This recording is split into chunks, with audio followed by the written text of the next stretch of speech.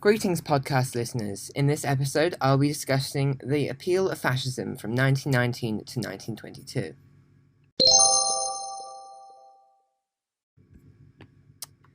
So, first, I would like to begin with looking at the key features of fascist ideology.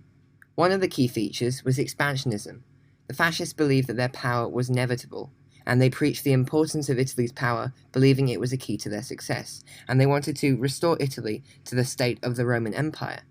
With this, they also believed in Darwinism, in social Darwinism that is, which means survival of the fittest. They believed that Italians would survive and that they had the right to power as they were the best people.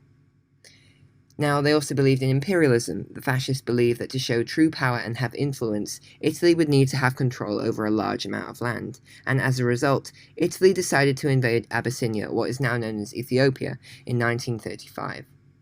The fascists also believed in militarism, the use of force to solve problems. They believed that war showed strength and courage.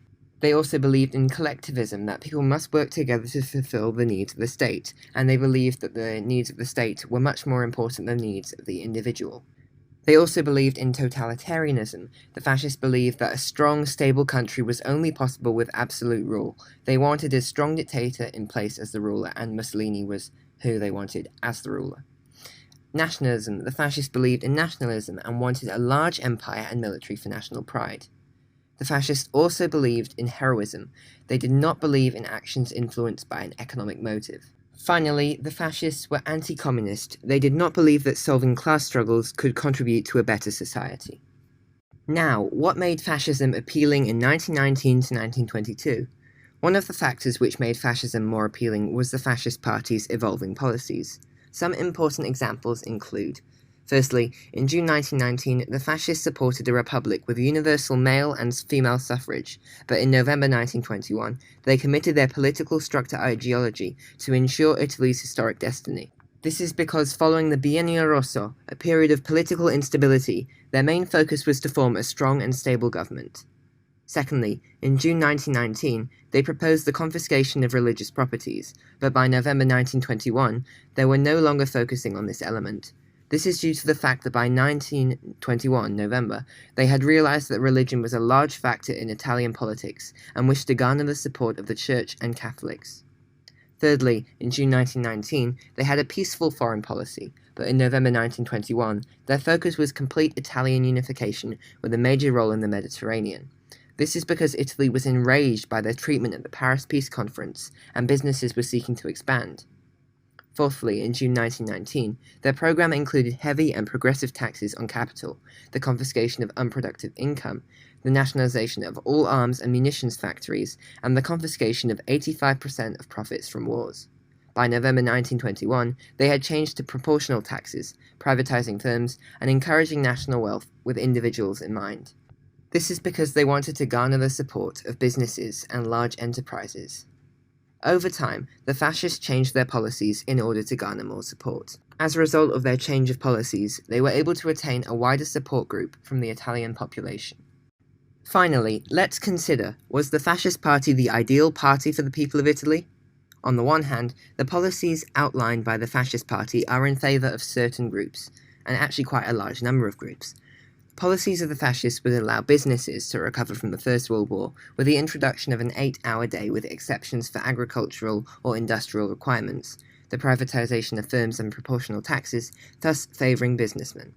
In 1919, capitalists and businessmen would support the confiscation of all property belonging to religious organizations, as it would mean they could purchase more properties, possibly.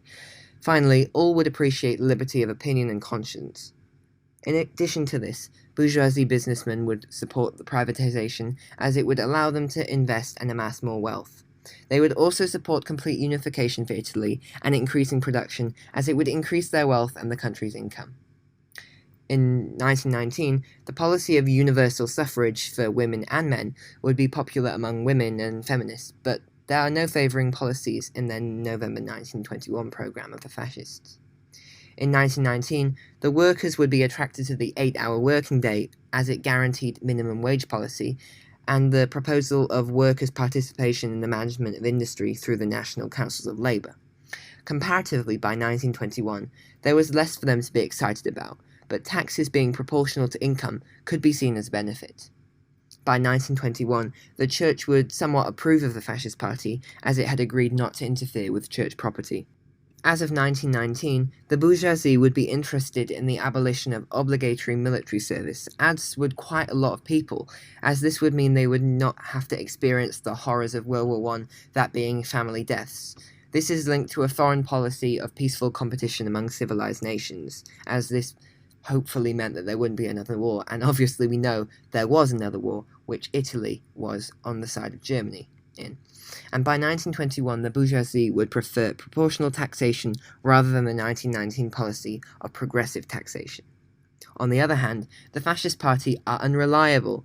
This is evident from the change in their policies from 1919 to 1921, which show that they have inconsistent policies. Their policies are changed according to the political climate of that time, so it is irresponsible to believe that the policies that are attracting support will still be in place in the next few years. Thank you for listening to this episode of my podcast. That's it for now. See you next week. Please click subscribe to be notified when the next episode is released.